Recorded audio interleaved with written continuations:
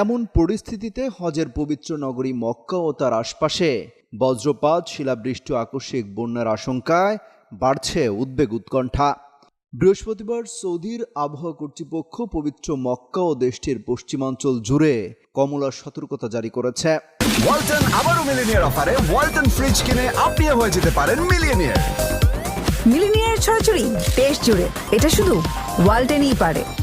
যা ঝড়, প্রবল বৃষ্টি ও শিলাবৃষ্টির মারাত্মক আশঙ্কার ইঙ্গিত বহন করে।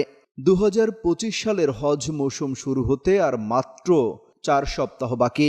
তার আগে এই ধরনের আবহাওয়া পবিত্র নগরীর প্রস্তুতিকে কঠিন করে তুলেছে।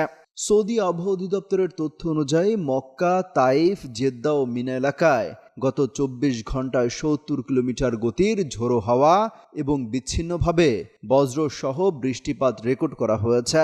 কিছু এলাকায় শিলাবৃষ্টিও হয়েছে, যার ফলে